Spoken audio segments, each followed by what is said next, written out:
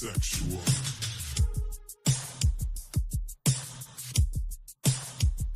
Some people are straight, and some people are gay. Maybe I'm just sexual. Sexual. Sexual. Sexual. Some prefer the top, and some prefer the bottom. But we're all just sexual. Sexual. We're all just sexual. Sexual. Yeah. Hey, we're not in the 60s, but yet we're talking about the same things. So why are we having these same discussions? It's so interesting that you find it fascinating. Who I'm sleeping with and what I'm doing. Why do we all need these labels? Your character is all that matters to me. You shouldn't let ideology and favors make you stop loving family and friends. Some people are straight. Ooh yeah. Some people are gay. Ooh yeah. Maybe I'm just sexual. Sexual. Sexual. Sexual. Some prefer the top, and some prefer the bottom. But we're all just sexual. Sexual. We're all just sexual. Some people are straight. Ooh yeah. Some people are gay. Oh yeah. Maybe I'm just sexual. Baby, I'm just sexual. Sexual. Ooh yeah. Some prefer the top, Some prefer the top. some prefer the bottom. Some prefer the bottom. We're all just sexual. Sexual. We're all just sexual. Yeah, yeah, yeah. Why do we all need these labels? Is he gay or straight or somewhere in between? Yeah. Don't let ideology and favors make you treat your brother or your sister differently. Yeah. Some people are straight. Some people are straight. Some people are gay. Some people are gay. Maybe I'm just sexual. Baby, I'm just sexual. Sexual. Just sexual. Some prefer the top, Some prefer the top. some prefer the bottom. Some prefer the bottom. But we're all just sexual. We're all just sexual. Some people are straight. Some people are gay. Some people are gay. Some people are straight. Maybe I'm just sexual. I'm just sexual, baby. Sexual. I don't need a label. Some prefer the top, Some people are down. some prefer the bottom. But we're all just sexual. I'm just sexual. We're all just sexual. Yeah, yeah. Sexual. Sexual.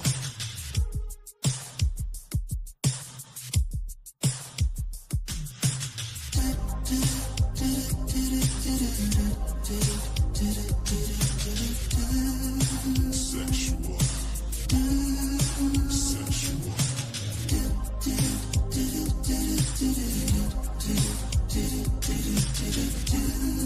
Sexual. Sexual. Sexual. Some people are straight. Some people are gay. People are gay. Oh, sugar. Maybe I'm just sexual. Doesn't really matter. Sexual. Doesn't really matter. Some prefer the top, and some prefer the bottom. But we're all just sexual. Sexual. We're all just sexual. Yeah.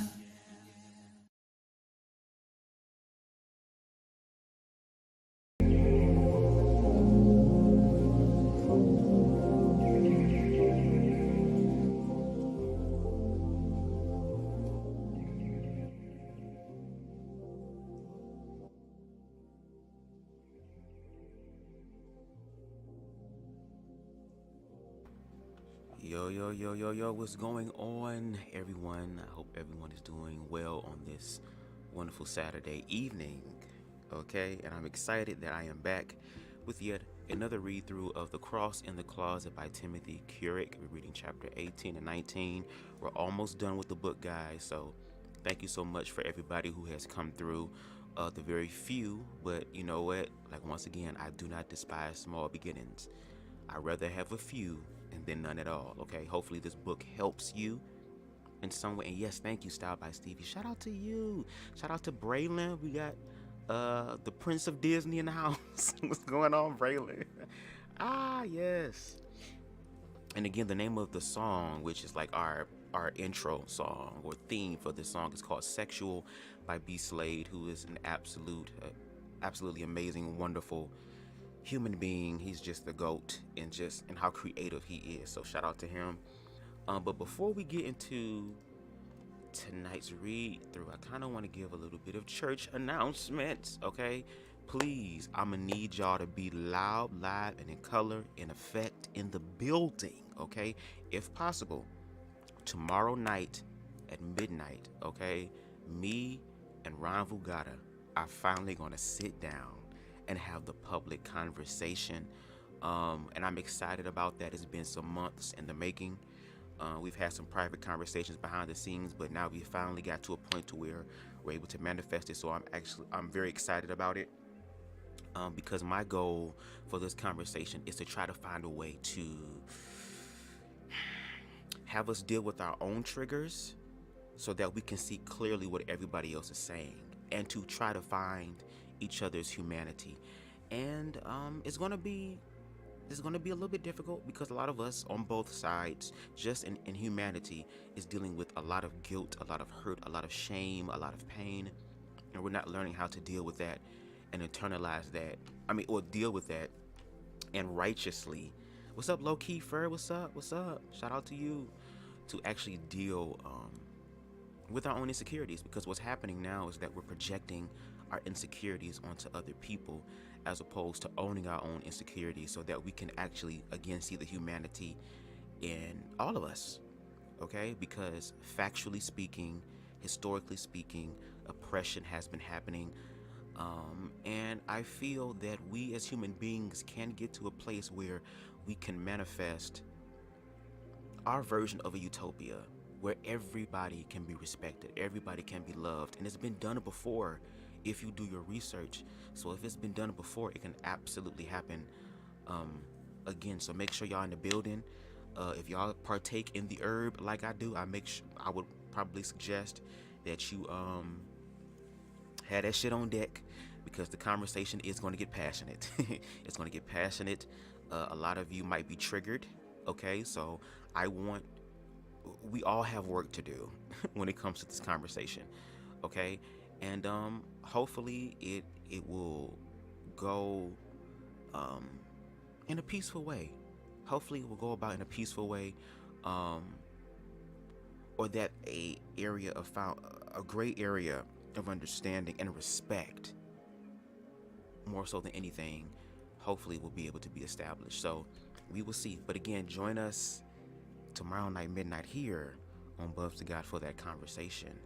And y'all let off in the comments. Y'all, look, I want y'all to deal with y'all triggers, but I also want y'all to be honest. Okay? I want y'all to be honest about how y'all feel. Okay, let's not try to get completely disrespectful. I understand we might throw slick shade and shit. That's cool. I can dish it. I can definitely take it. That's the only way my ass is versed, girl, when it comes to arguing back and forth. But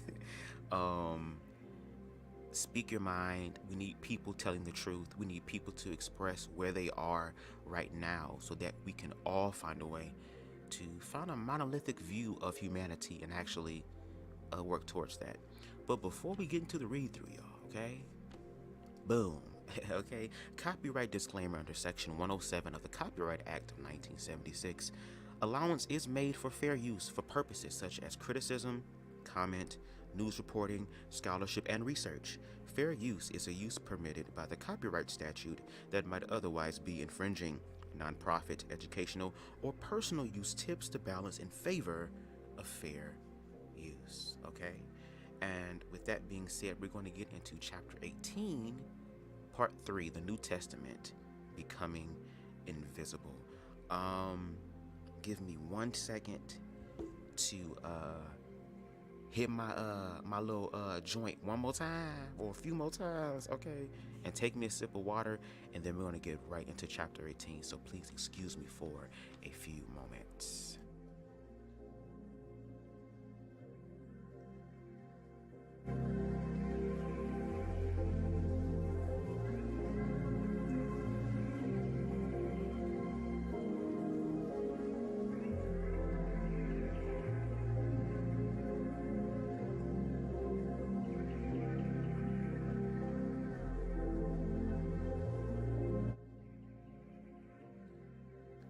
And tonight's weed strain is brought to you by BMF, Black Mafia Family, because that's what I'm smoking on. And I don't want to turn into Lil Meech, okay? Hold on a second, y'all. Excuse me. It's BubzDaGawd way, y'all. That's how we do.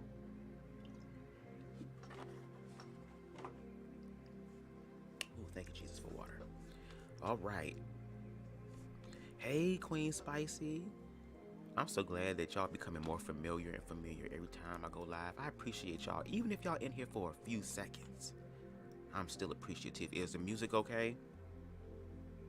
Is the audio okay? Because I got to try to find a way to really, I don't know if I have to upgrade and get another audio interface that has some sort of like fade on it or something, because it's really imperative that I have music playing in the background, because I feel like that's the only way it's going to register over more accurately. Okay, so there's a method to the things that I do. Okay, sounds like a good time, Bubs. Okay, is the sound good? Can somebody let me know in the comments, please? Because I want to make sure y'all hear me, that the sound is on point.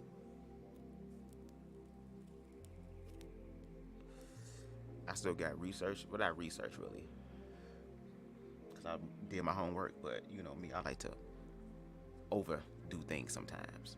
I got to finish watching. I think it's called the 1916 Project. The rest of that on Hulu, because I'm gonna come with all my facts, baby. Because tomorrow is a public conversation, y'all.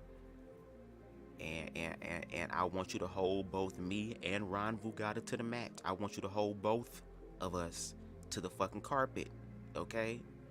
Let us know what's going on. All right, y'all. So y'all can hear good. Thank you so much. I appreciate y'all. All right, and that's my old ass computer chair. All right.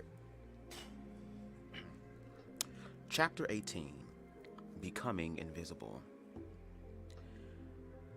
My mom walks into the restaurant with an expression of relief on her face. No doubt she is relieved to know that her second-born is not, in fact, a gay man. Maybe the simple fact that I am straight is enough to cancel out her frustration and hurt resulting from my having lied to her. Once more, she has a second son who will marry a nice young woman and have cute little babies. I hope. I resent the idea that anyone would be relieved to know that I really am the same heterosexual man they always believed me to be. Would it be the end of the world if I were really gay?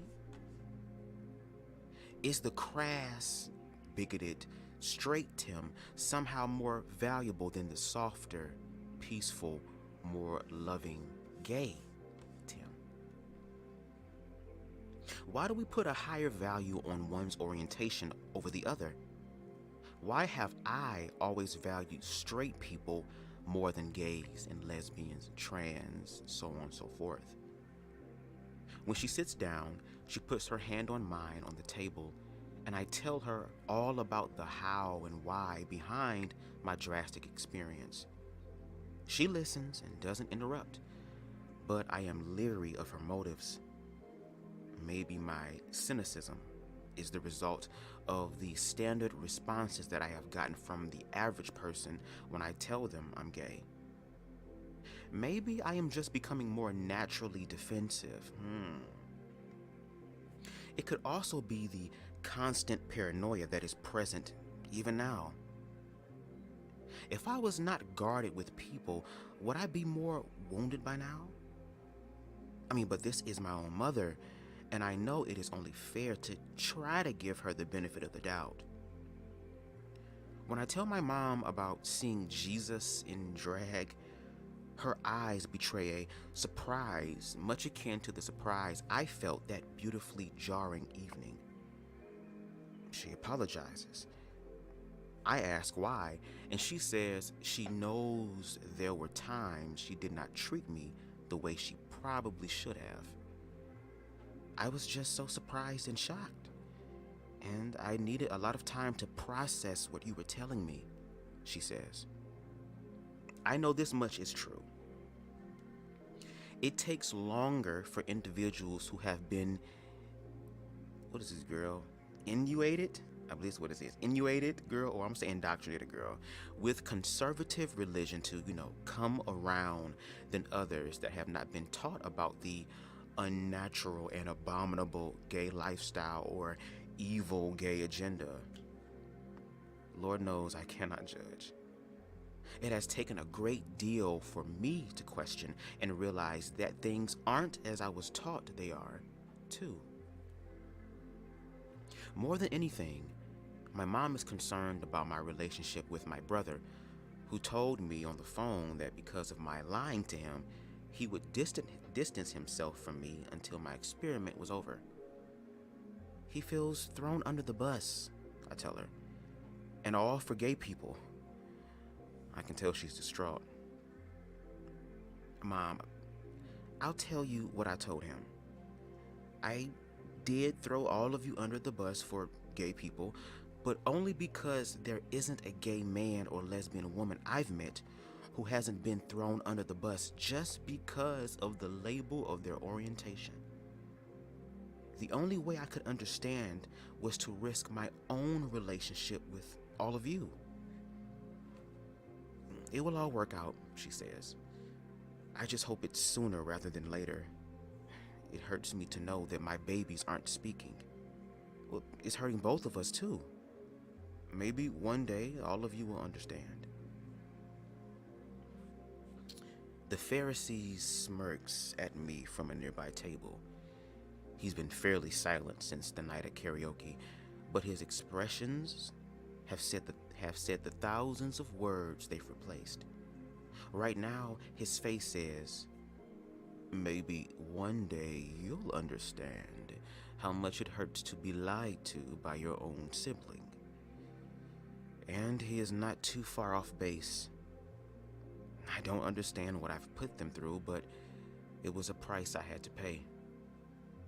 For whatever it's worth, I'm sorry. I do think I understand, and I really am proud of you, she says. My mom is handling this whole thing much better than I anticipated, and I'm thankful for it. Her words are comforting, but I wish she would have told me she was proud of me while she thought I was gay. I cannot judge her motives, but it seems that because she knows I am straight, she is somehow more open to me than before. My heart aches for the beautiful men and women who are denied something as simple as a familial support just because of their orientation. I cannot fathom how painful life must be for them at times. This year is probably a cakewalk by comparison. After small talk, food, and iced tea, I leave the restaurant feeling comforted, but more so isolated from my family than ever. My mom is taking the news well, and the impact of my actions will probably diminish with time, but I have to let go of the idea that I cannot change their minds. Only they can do that. Only they have the power to attempt to understand or to write me off for what I've done. Worse still are the what ifs that I am left with. They never got to meet Sean or see us together. They never had the opportunity to meet my new friends, whom I so desperately wish they could have. With them knowing that I am not really gay, I cannot risk these encounters anymore. I can't risk them slipping as I slipped with my brother's friend. The news would spread through the community and expose me. Coming clean to everyone is my cross to bear. The family aspect of my experiment is now tainted, and I have to move forward in the other areas that are still available to me. The chances that my family would tell anyone about my project are slim, and I'm not afraid of being outed to anyone else, for now. My family life and my new social life are worlds apart. I am saddened that I have perpetuated this ideological divide for so long, and sadder still now that I have to knowingly live in one world or the other, cut off from one group or the other at any given time. The whole issue of homosexuality is only polarizing because conservative religion dictates the standard of religious people. It controls their motives and their reaction. It especially controls their politics.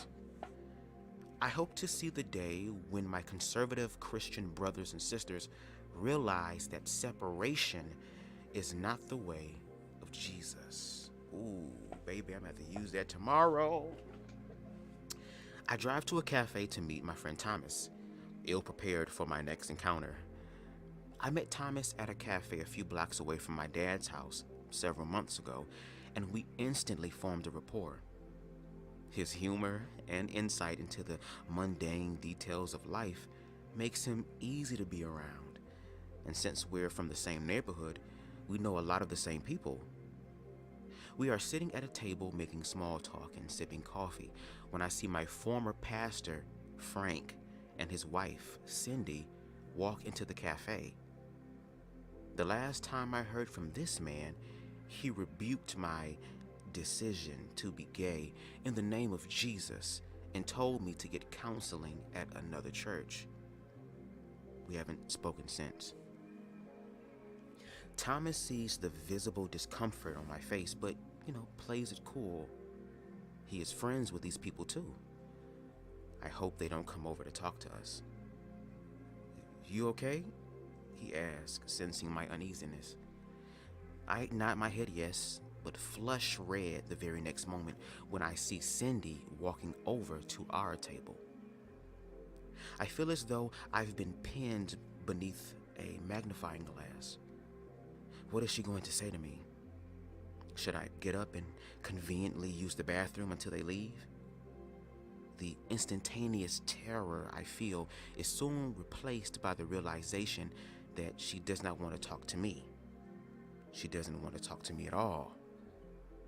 She's looking only at Thomas, not even acknowledging my existence, speaking only to Thomas, accepting only Thomas as a person.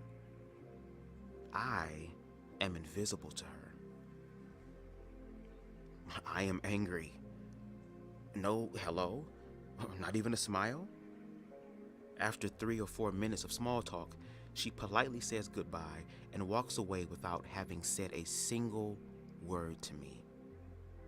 They leave the cafe and my heart is racing.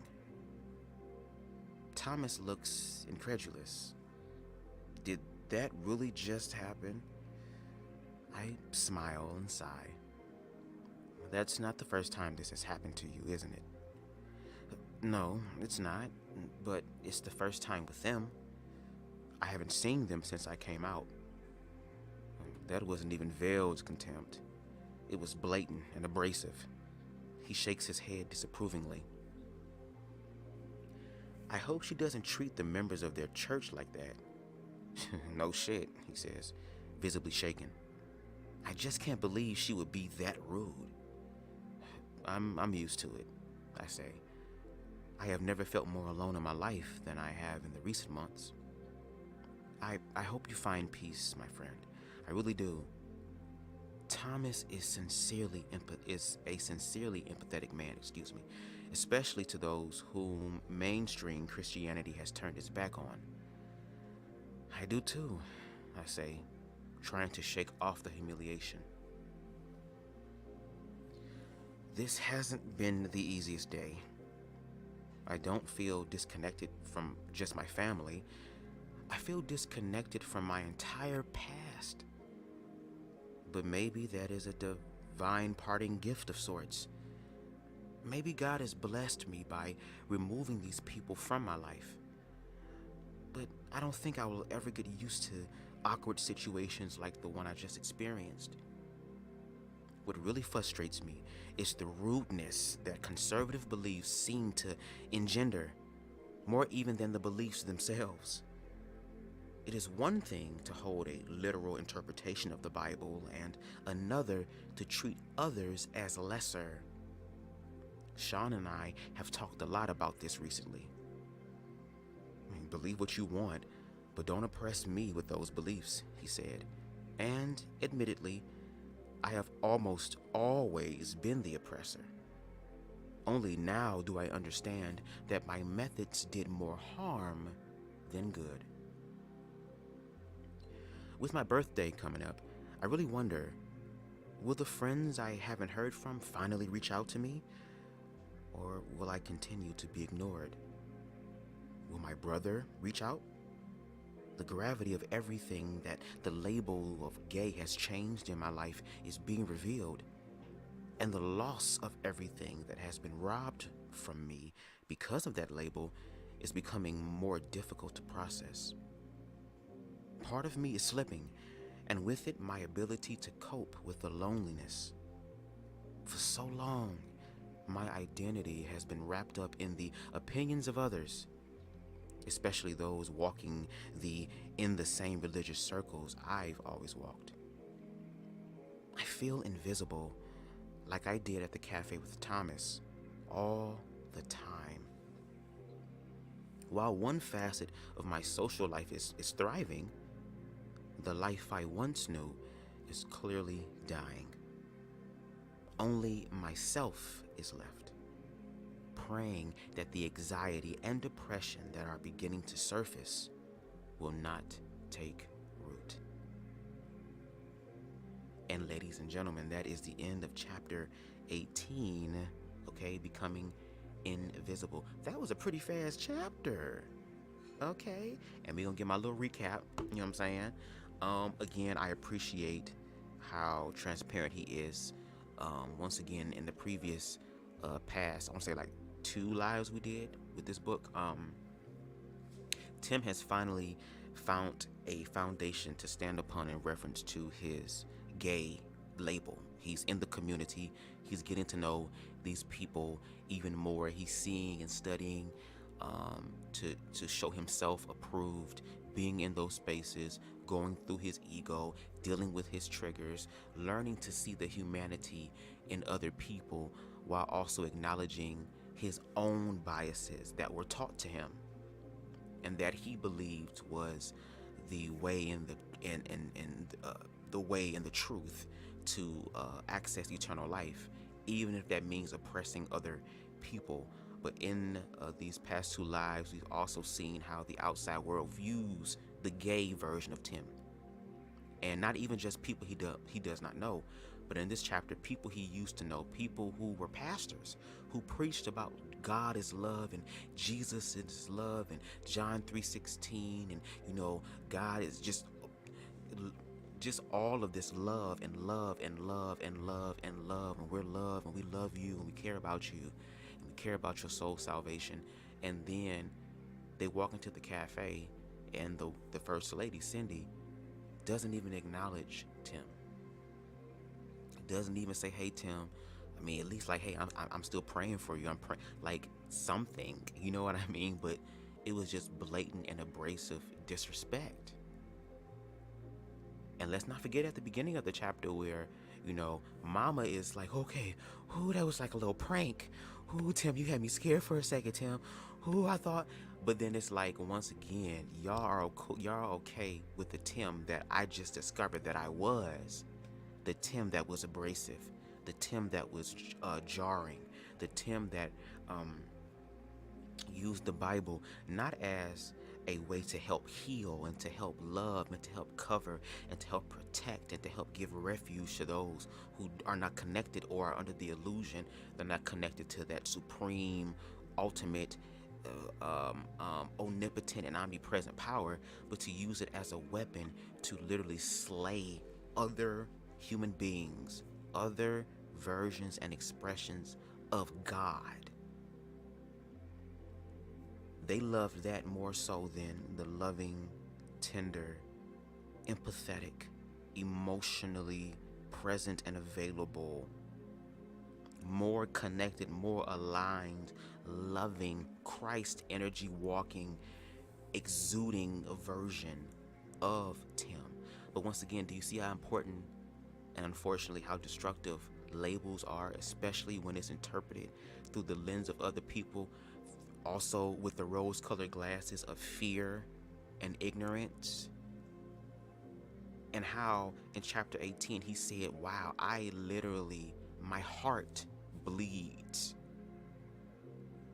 for the people that I also played a part in for so many years, oppressing and hurting. And now that I'm on the other side and I made the choice, you talking about choice, Tim made a choice on the other side to see what's really going on. And here it is. Yes, you have people who are LGBT who are promiscuous, but again, that's not an exclusively homosexual LGBT thing. That's a human thing. People trying to fuck to feel something or to fuck to not feel something. But after he got past that, he was able to talk with these people, realize, wow, there's people who are LGBT who are Christian. There are people who are LGBT who have different belief systems, and they have a mind of their own, and they can think, like actually being around these people and allowing just things to be natural and organic as opposed to just this fixated notion or idea of what it could be. And that is the reality, unfortunately, that a lot of LGBT people still deal with to this day. Just because there are rights and laws put in place to bring forth inclusive, I can't even say the word right. To be more inclusive, I was gonna say inclusivity, girl. my mouth be working faster than my brain, bitch. Or no, my brain be working faster than my mouth, shall I say? Because my mouth be trying to catch up. No shade. But it doesn't mean that people are going to honor those laws. And I mean, these are centuries of indoctrination of an idea, of a belief. You know what I mean? And it's going to take more than just a few days, a few weeks. It's going to take some time to actually deal with dismantling all of that. Because just like it said, I'm see if I can find it. Where was it at? What'd you say it at? Where is it at? I'm trying to find it, y'all. Hold on. It was something he said. I'm trying to find it. Y'all give me 1 second. Here we go. Only now do I understand that my methods did more harm than good. I understand a lot of religious people, their intentions are in a good place. And I heard people say, intentions is a pathway to hell or something like that, but only if the intentions are unclear. And also by how these people interpret the intentions. But we also have to look at what's happening factually, objectively outside of us. And LGBT people are literally sharing their experiences, and it's like nobody gives a fuck until it's them. And the gag is spiritually, and I've said it before and I'm gonna keep saying it, and I'm not the only one that's saying it, that we're entering into an era and into an age where we are all about to really understand what being a human is, which means that all of the false things, all of the false idol worship that we've really been putting our energy into is going to fall apart. And what's going to only remain is the human aspect of us. And that's why self-love is important, because a lot of us don't even know how to include ourselves in humanity. So, of course, if we don't see ourselves included, how can we include other people? It's through love. And it's also through challenging yourself in the exact same way that Tim did. And if you feel like you don't have the wherewithal to go through that, again, I encourage you to read The Cross and the Closet in your own leisure for yourself, so that you can end up gaining the information and don't have to do the extensive. Well, you know what? You are going to have to do that extensive work, because you're going to have to go out into the world and actually apply that when you see LGBT people in your churches, in your grocery stores, in your neighborhoods, in your music, in your home. Like,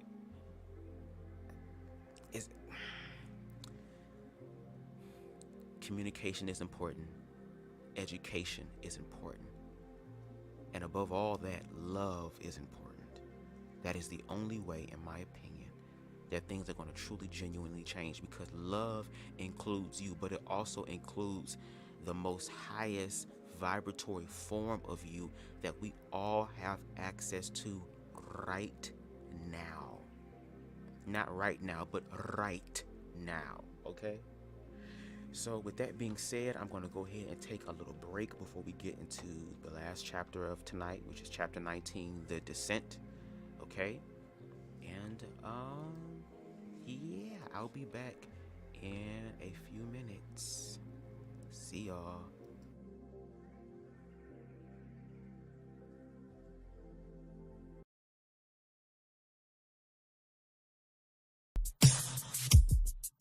Sexual.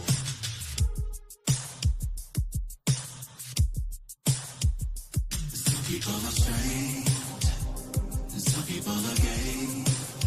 Maybe I'm just sexual. Sexual. Sexual. Sexual. Some prefer the top, and some prefer the bottom. But we're all just sexual. Sexual. We're all just sexual. Sexual. Yeah. Hey, we're not in the 60s, but yet we're talking about the same things. So why are we having these same discussions? It's so interesting that you find it fascinating. Who I'm sleeping with and what I'm doing. Why do we all need these labels? Your character is all that matters to me. You shouldn't let ideology invade us. Make you stop loving family and friends. Some people are straight. Ooh, yeah. Some people are gay. Ooh, yeah. Maybe I'm just sexual. Sexual. Sexual. Sexual. Prefer the top, and some prefer the bottom. But we're all just sexual. Sexual. We're all just sexual. Some people are straight. Ooh, yeah. Some people are gay. Oh, yeah. Maybe I'm just sexual. Baby, I'm just sexual. Sexual. Ooh, yeah. Some prefer the top, Some prefer the top. some prefer the bottom. Some prefer the bottom. We're all just sexual. Sexual. We're all just sexual. Yeah, yeah, yeah. Why do we all need these labels?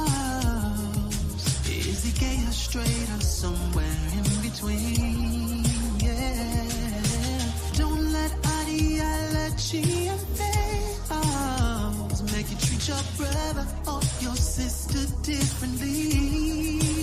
Yeah. Some people are straight. Some people are straight. Some people are gay. Some people are gay. Maybe I'm just sexual. Baby, I'm just sexual. Sexual.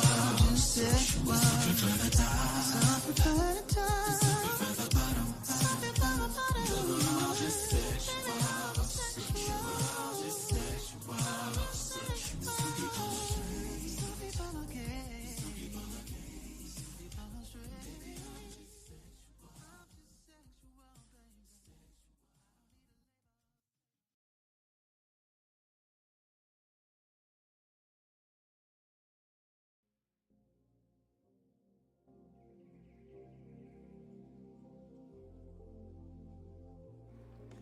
All right, we back. Oh, we back. We is back. Okay, and again, that song is called Sexual by B Slade. Baby, again, I'm gonna give B Slade his roses every time. Okay? Because once again, the creative energy in him is so inspiring to a nigga is trying to tap into that and find the BubzDaGawd version of that. Because the way that this motherfucker can sit in front of a goddamn workstation, girl, and from the top of his head make a whole song in an hour to 2 hours, girl. I'm talking about mixed and mastered and all that shit, girl, and know how to write a song and really convey the message for real, for real. Amazing. Amazing. Wonderful. Amazing. Wonderful. feel like Oprah in this bitch. Okay? And now we're going to go into chapter 19, which is called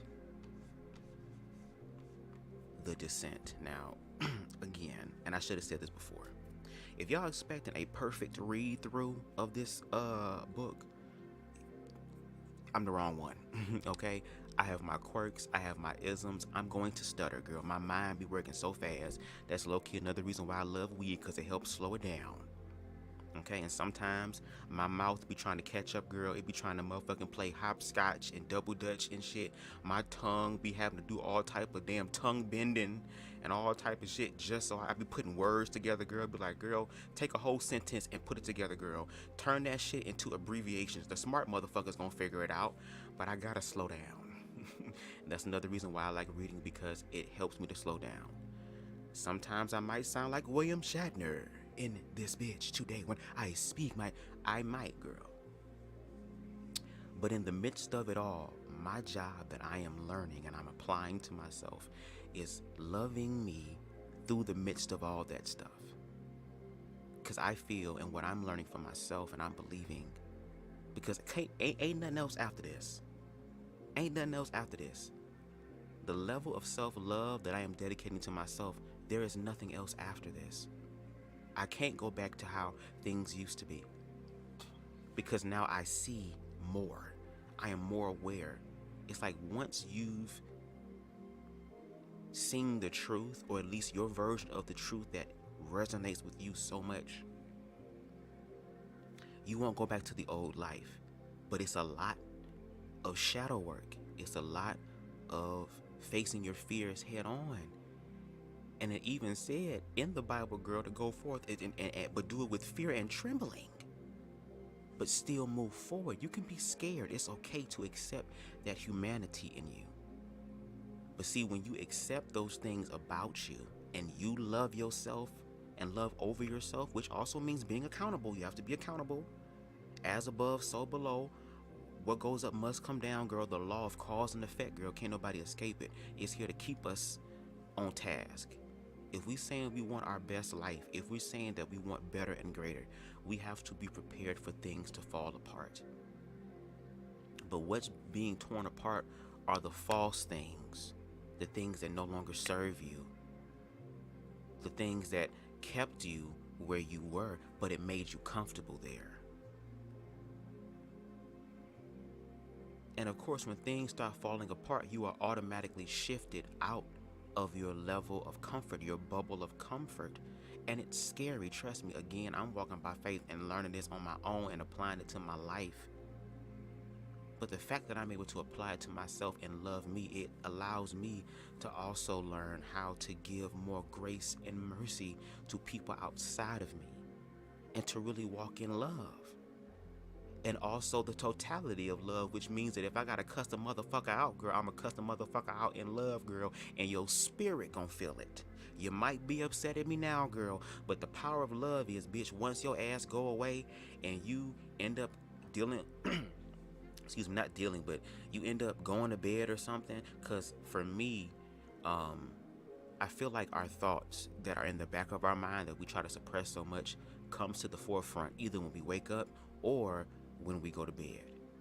So when your ass go to bed at night, girl, and them thoughts you tried to repress, girl, in the conversation of you getting cussed the fuck out, start coming to the forefront of your mind, girl, you can actually sit on it and actually think about what was said to you and acknowledge the loving part of it, and then apply it to your life. Because baby, when I tell you, I had a motherfucker come through and do the whole Shaw Brothers old school kung fu 5 deadly venoms, the flying master of the flying guillotine, damn invincible armor, Pai Mei, Wall K Ying, Iron Monkey, the whole Bruce Lee cross kick, the whole martial arts spectrum on my ego, girl. And my ass learned from that. It's to the point to where, girl, I uppercut myself. I'm learning how to choke myself out. I'm learning how to flip myself, girl. What the fuck going on? What? Because I understand I have a responsibility that I low-key have been running away for a very big part of my life, because I was so afraid of what other people were going to think about me. Now I'm learning to love myself, who I really am, and to be transparent in who I really am. Because people gonna hate you anyway.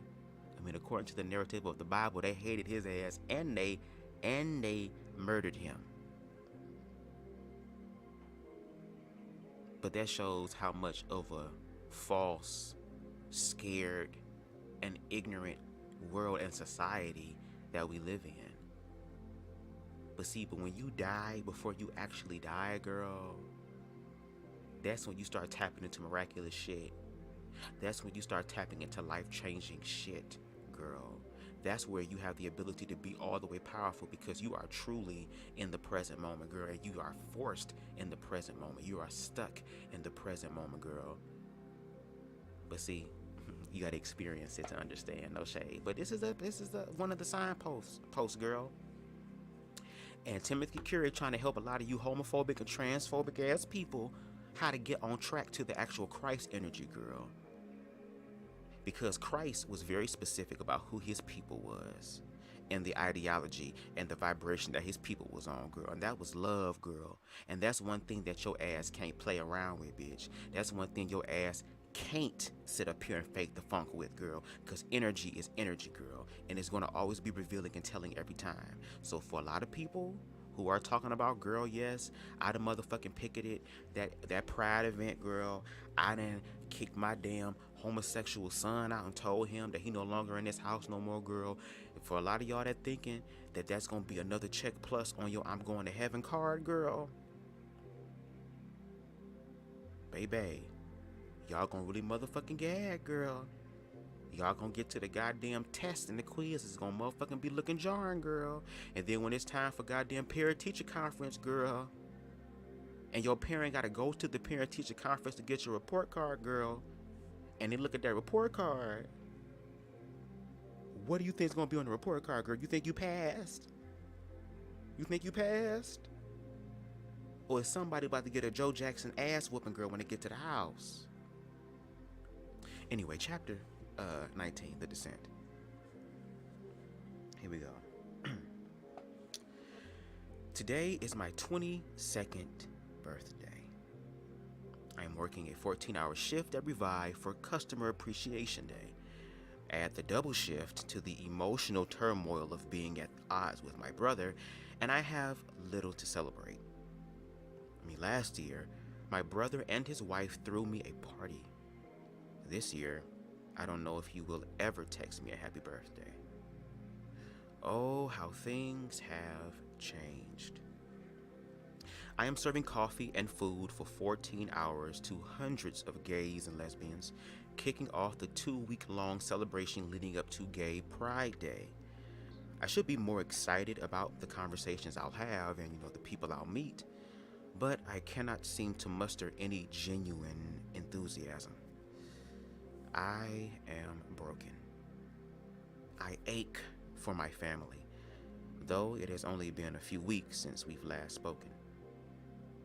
Last night, I drank enough beer that I passed out on the couch at my dad's place after drunkenly singing happy birthday to myself about a dozen times.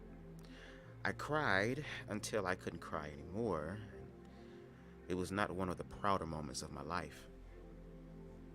I make lattes by the dozens as customers peruse the attached bookstore. My regulars see through my phony smile and try to cheer me up. Scott and Jason sip sweet tea and flirt with me as usual. When my face betrays the occasional smile, they act like they've won the lottery. Admittedly, it is nice to be around friends, even if I am in such a shitty mood. I am not sure how it happened, but these people have become my family, or the closest thing I can have to a family right now. Scott tries to give me 24 spankings and promises that the one to grow on me will be something I'll always remember. But I retreat behind the coffee bar, girl. What? Behind the coffee bar, narrowly avoiding his hand as it whizzes through the air towards my ass. Okay, bitch, I'm a top. Leave me alone, bitch. I am so thankful for the counter. Between every drink I make, I check my cell phone, hoping for at least a text from my brother. Nothing. No text, no call, no contact. Sean shows up, and I feel my spirits rise. His smile and hug reminds me how lucky I am right now. On my break, we sit on a couch and listen to the live music, and I tell him about the depression I am struggling with. I spill it out, and, as ever, he is kind enough to listen. "Oh, baby, that's terrible." He pulls me into a hug, holding me tightly to his chest and rubbing my back reassuringly. All I can do,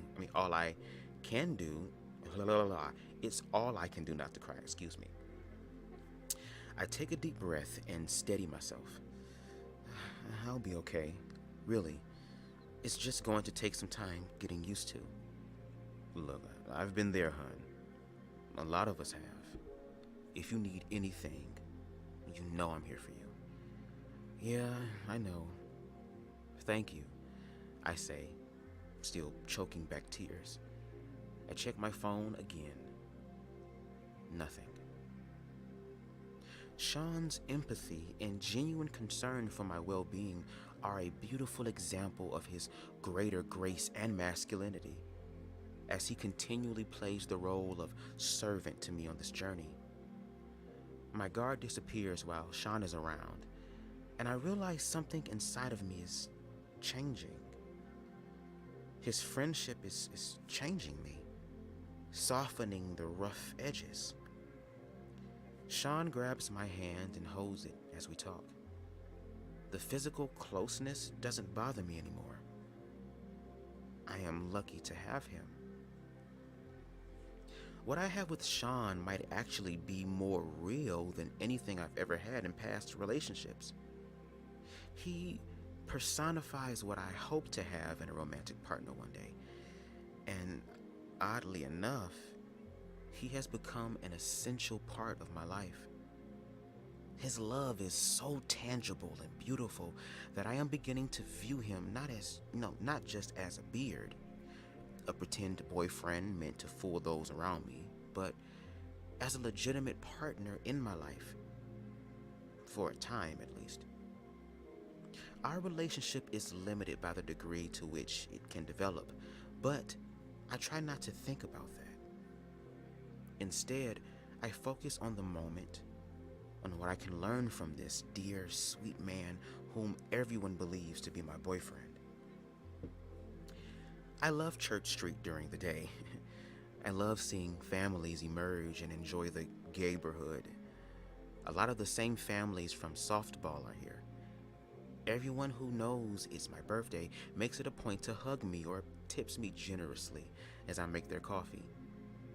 The community is as tight-knit a group as I have ever beheld, and I cannot help but wish for a church that was as close in community as this one in Church Street. The Christian communities of which I have been a part of could learn a lot about organic fellowship from the gays and lesbians I am lucky to call friends. I never feel pressure to be what I am not. Never feel like I'm not good enough or unworthy of company and camaraderie. Whether my Christian friends believe it or not, these people are happy and content. They are not more guilt-ridden or rebellious than the average Christian. Befriending them has shown me that my projection of morality on others has never been an accurate litmus test of their hearts, I do not quite know what this change of heart will mean for me after this project ends, but I hope I won't forget. The hours of my shift passed, and my birthday dwindles to a close. Mopping the floor is therapeutic. I watch the dirt tracked inside throughout the day wash away as if it never existed. I wonder what it would be like if the crud and muck in our lives could be washed away as quickly. If we could harness the truth and follow it back and forth in broad strokes, wiping away everything that is undesirable or false. Growing and changing takes effort, and the process is wearing on me. But I feel cleaner somehow, more pure even. Like a child learning about life for the first time. I hadn't anticipated this return of innocence, but then again, I didn't anticipate a lot that has happened so far. I did not anticipate having to face my family this early in the year, and worse, being rejected by some of them. I did not anticipate the loneliness, the bleakness of the average moments that pass more slowly than an episode of the old-time gospel hour. Girl, I don't know what the hell that is. I did not anticipate the crushing weight of the closet, the inability to confide in others, the pressure to maintain my cover, or the ever-present paranoia of that cover being compromised. And I hadn't really thought that people would actually reject me because of a 3-letter word. I mean, who does that? I glance at my own reflection in the glass door and laugh. If perception is reality, and our reality dictates, our view of life, my life and my brand of religion has been in a perception that makes the Twilight Zone look normal by comparison. The implications of this perception, the unspeakable judgments that were my constant companions, have shown themselves to be more potentially evil than anything I was taught to avoid growing up. At least I have nothing to hide behind anymore. My faith has been stripped to its foundation, and I am not sure of anything I used to know to be true. At 11:25 p.m., I clock out. Still, no messages. I drive to my mom's, where I will spend the night filled with anxiety. A potential fear that tells me that, come midnight, I still would have not heard from my best friend and only sibling. I hope irrationally that I'll pull into my mom's driveway and my brother's truck will be parked there, and my whole family will be inside waiting to spend time with me, even though it's almost midnight. Then they'll tell me they love me and that everything is going to be okay, and that we'll spend the last minutes of my 22nd birthday eating cake and celebrating together. But I reach the driveway of my mother's house, and the truck is not there. My last traces of energy leave me. It is only my birthday for another 5 minutes. Please, please don't let me down, brother. Don't leave me hanging. I look over to the Pharisees, over to the left, and his frown is the only confirmation I need. He didn't leave you hanging. You left yourself hanging. What you sow, you are going to reap. See, this is your fault. Our narrow-mindedness left us both hanging, left us crippled. Think what you will, but stop lying to yourself. You know what is absolutely true and what isn't. The Bible isn't so hard to understand, and you are deviating from it. What do you really even want? All I wanted was a text message, the mere acknowledgement that he remembers me. I just wanted a happy birthday from my big brother. Happy birthday. Happy now? Man, fuck you.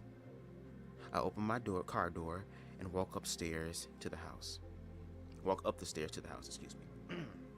Good, that fuck you felt personal, bitch. My mom is waiting with a cake and beer, even though she never stays up past 9 p.m. I am happy to see her, at least, in the waning minutes of my birthday. Happy birthday, baby. She hugs me tightly, then she sees my face.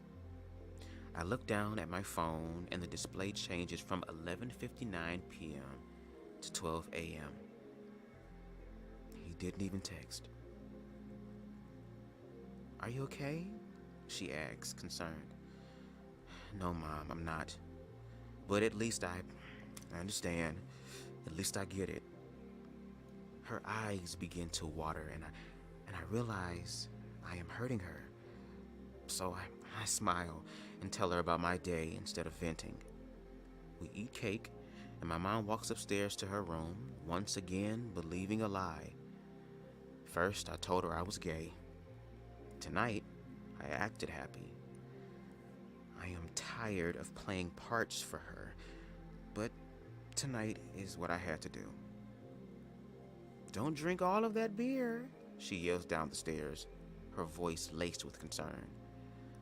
"I won't, Mom," I yell back in an upbeat voice. Another lie, girl. I'm reading the way that it sounds in my spirit. Girl, the truth. He reading the lie, I'm reading the truth. I look down at my phone and stare at the empty screen. Nothing. I drink my open beer in a matter of seconds and toss it in the garbage. I open the refrigerator door, see 11 long necks waiting for me, and grab 3 of them. I look at the Pharisees leaning against the entryway to the kitchen. "Want one?" He doesn't speak. Didn't think so. The hiss of carbonation escaping the bottle is the only discernible noise I can hear. I am all alone in my mother's living room. I sit on the couch and look one last time at my phone. Nothing. Tonight, I won't sing to myself, and I will try not to feel sorry for myself either. I mean, is it really worth it? This pain and heartache? I walk back to the couch and open my message bag to get my laptop. Inside, I see a wrapped present and a card attached that says "Hotness" in big letters on the front. "Dear Timothy, you are a beautiful man with a beautiful soul, and we just want you to know how much we adore you. You brighten our days, and for that, we love you. Chin up. No matter what, we're here for you. Just remember to bring the sweet tea. Your patient suitors, S and J."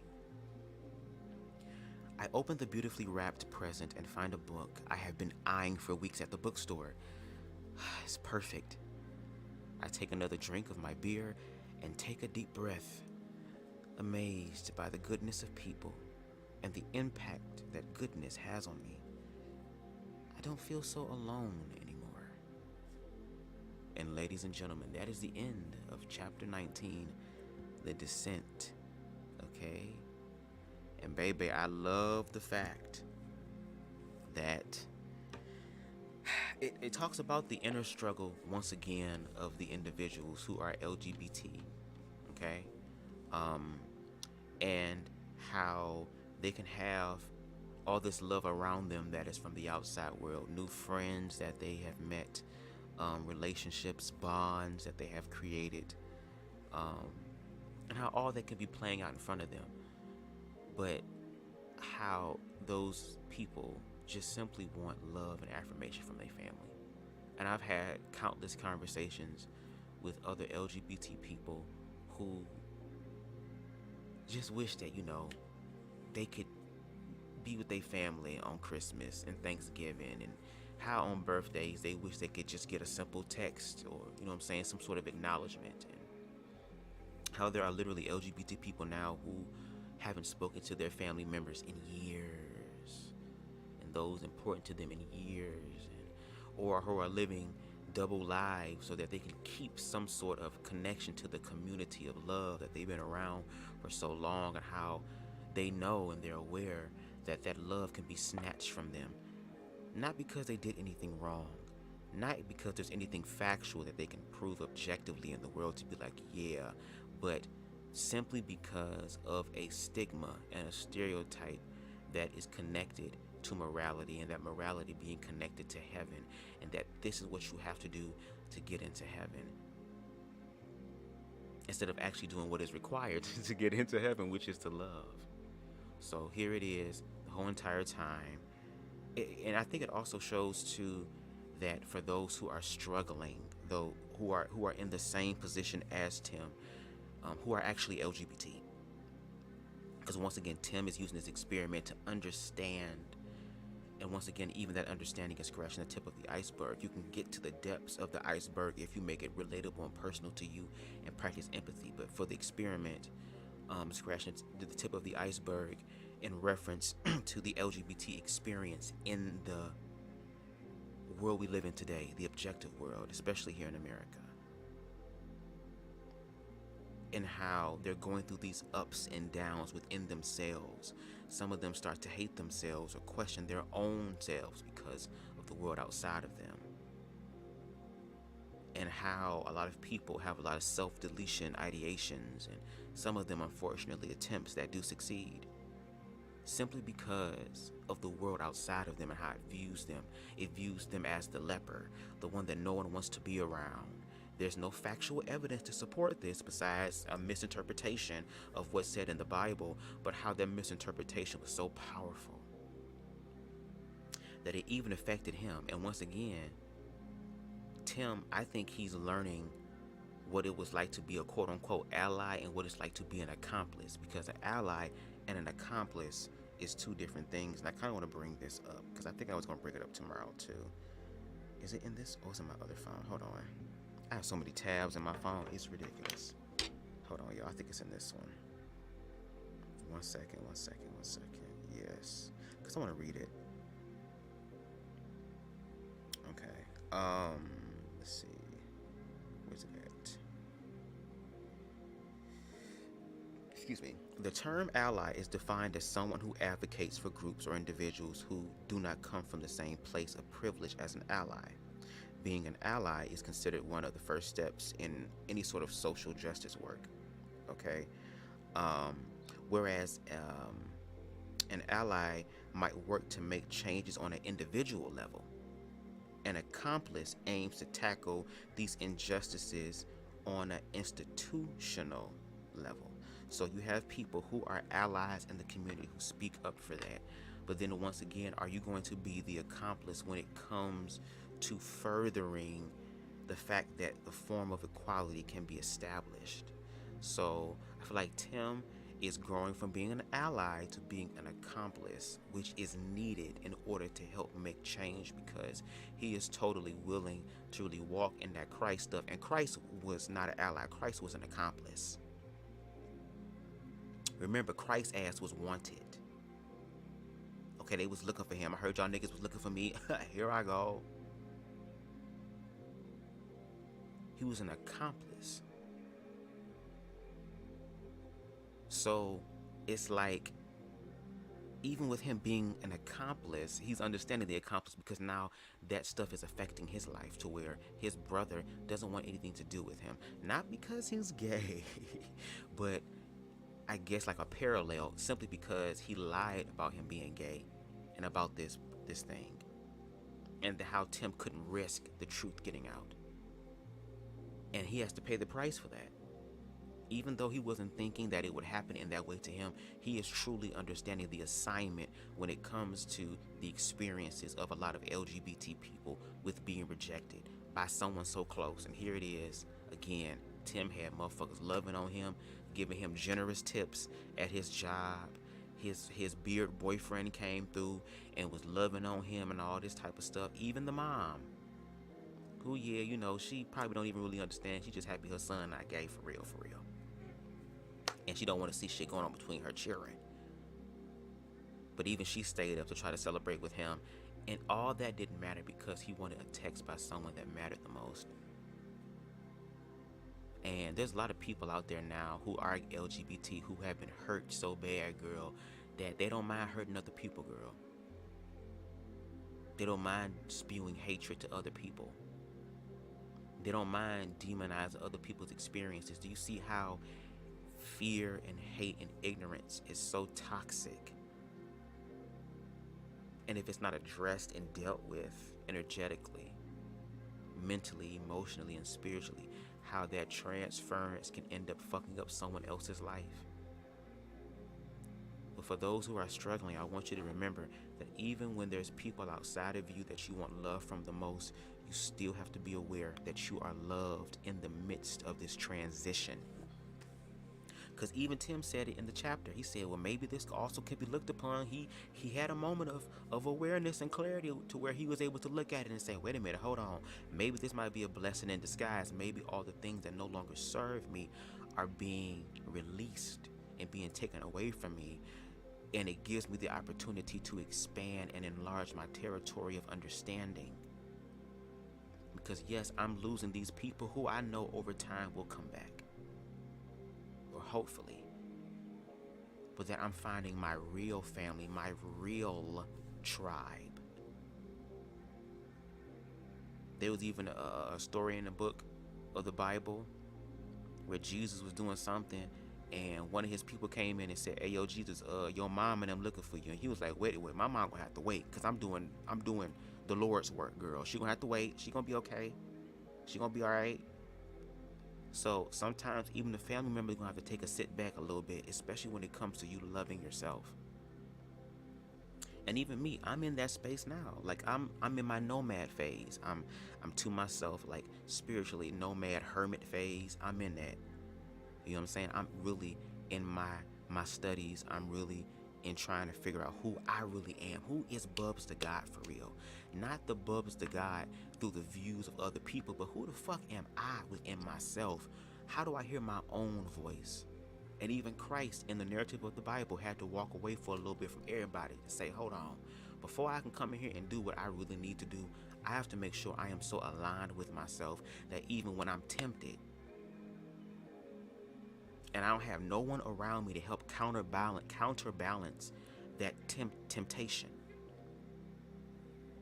When I'm in the midnight hour and ain't nobody around, and even if I wanted them around the universe, gonna find a way to make sure that doesn't happen, because God's source universe wants me to get to know me. So even in that book, in that allegory, in that story of being tempted by that, Christ was learning to become so aligned within himself to where it was like, first of all, nigga, there's nothing that you can give me that I don't already have.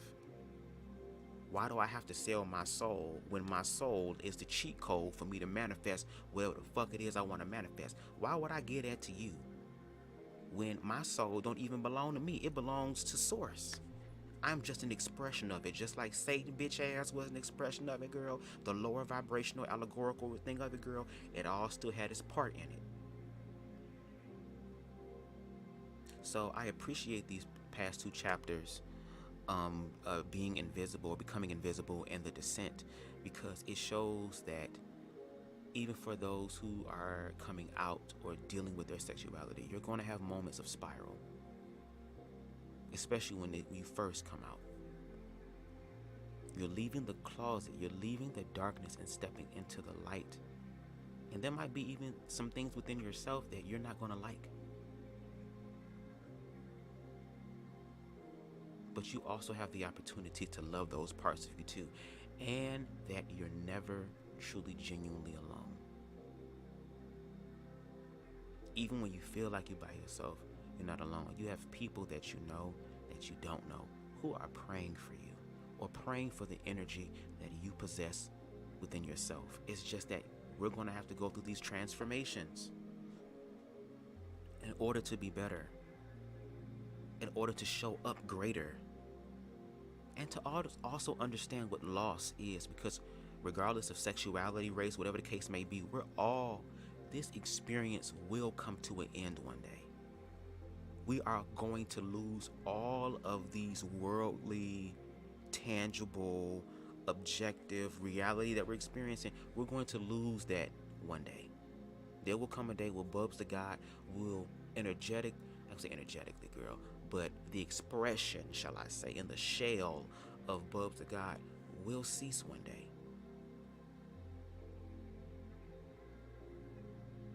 But that's why I'm choosing to operate in love, because this ain't even mine to begin with. I'm just borrowing this time and this experience. And if I can use this time and experience to help make the world a better place, not just for me, but for those after me, then I've done my job. And baby, just like the pendulum swings all the way to the right, it has to swing all the way to the left, girl. So love is coming in like a wrecking ball, girl. And not with Miley Cyrus on the girl, with Megan Thee Stallion, okay, on it.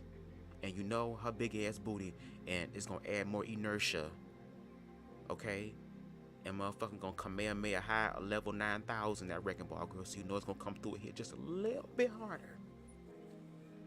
But ladies and gentlemen, that is The Cross in the Closet, chapter 18 and 19. Thank you so much for coming through and rocking with me and vibing with me on this ratchet ass, but yet transformative ass, okay, book, The Cross in the Closet. Shout out to Timothy Kurek for this experimentation. He deserves a Nobel Peace Prize, girl. No shade, girl.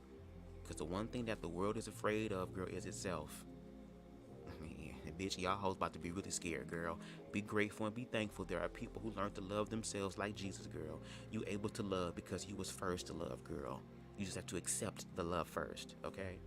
So with that being said, I want to say thank you to Queen Spicy coming through. Shout out to you. Shout out to Low Key Fur in the building.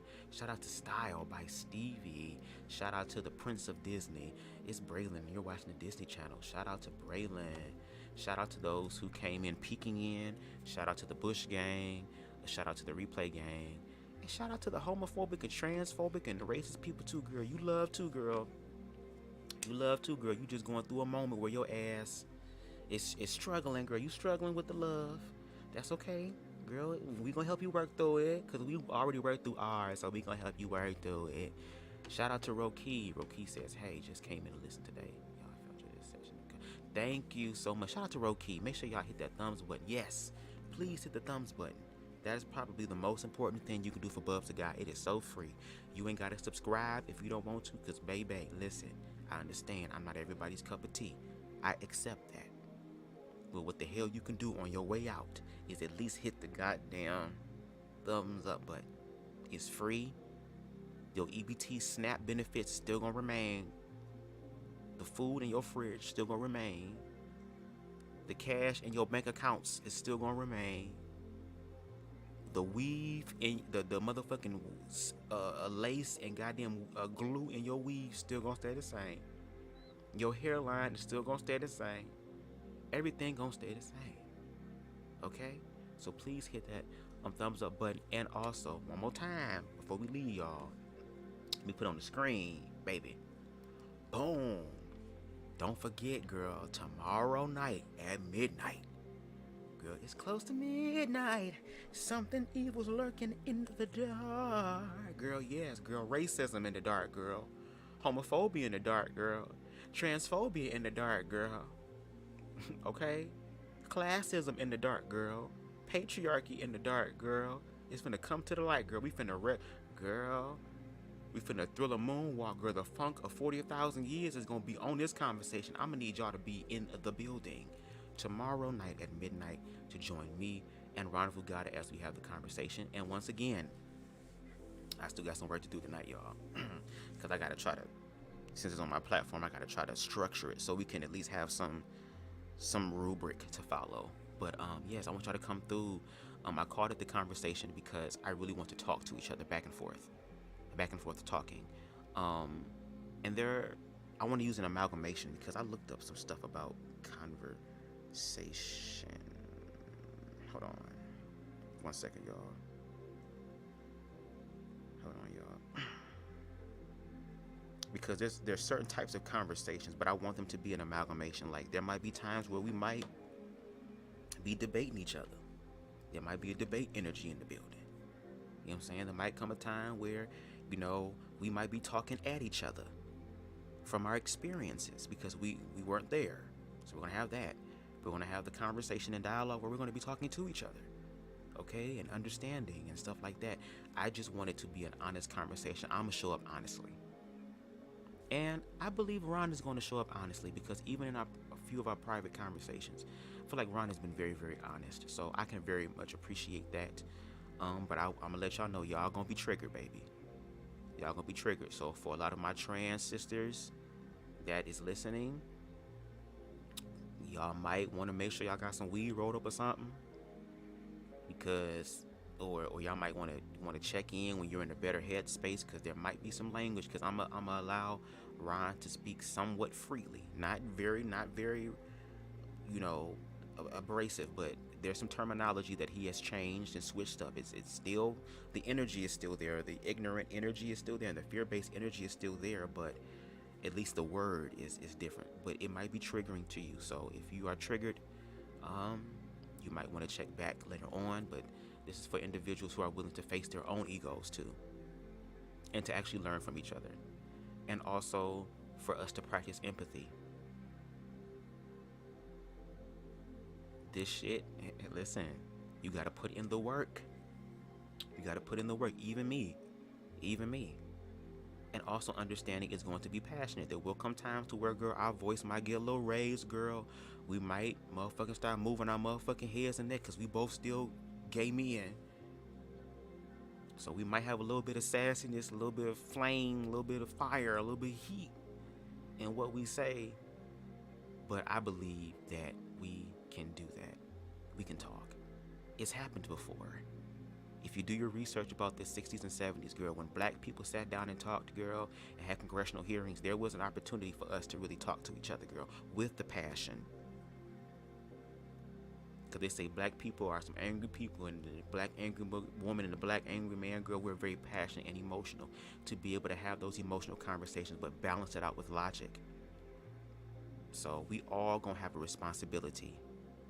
Okay, so make sure y'all tune in for that tomorrow, once again at midnight. I'm excited, baby. I read up on some weed, baby. I got me a nice little motherfucking 3.5. So I low-key got like 3 joints left, because I like my joints to be a little hefty. No shade, even though I need to be a little bit more economical, girl. But I'm believing God gonna bless a nigga, girl. So I'm living the blessing, you know.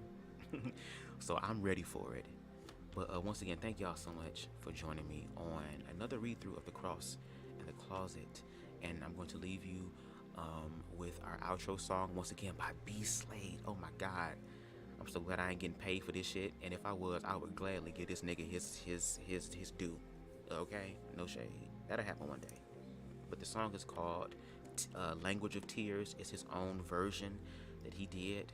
Make sure y'all check B. Slade out on all social music streaming platforms now. Okay? Now. Alright? And I will see y'all again tomorrow at midnight. Peace.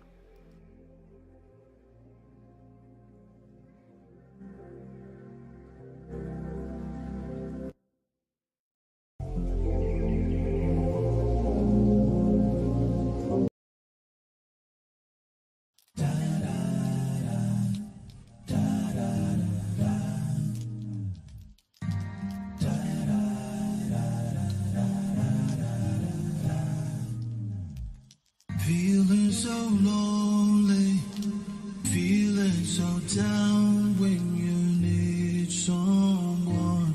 No one's there to be found. The pain inside can't be expressed verbally, so you cry on your pillow. You don't know what you're saying, but I know an interpreter of tears. And when your voice you cry, it lends an open ear. Oh, God understands the language of tears. It knows all about all your pain and your fears, when you're right and you're wrong, when your friends are gone. He's a shoulder to cry on that understands your tears. You can't keep it bottled inside, so just let it out. In God you confide. That's what he's there for. He knows all your pain. It's alright to cry. Joy will come in the morning, but I'm no interpreter of your tears. When your voice will cry, isn't often here.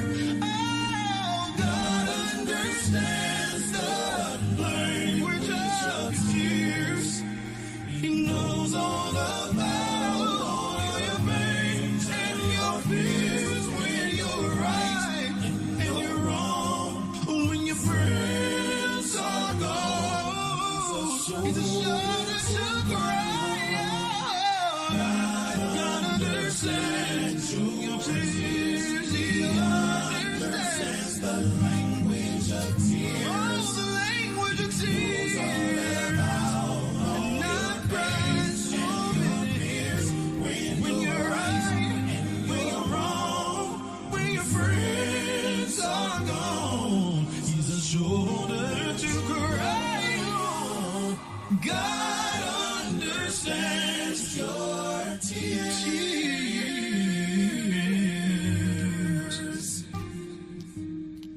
Yeah, yeah, yeah. He knows all about your pain. Oh, yes, he does. He understands your tears. It's alright to cry.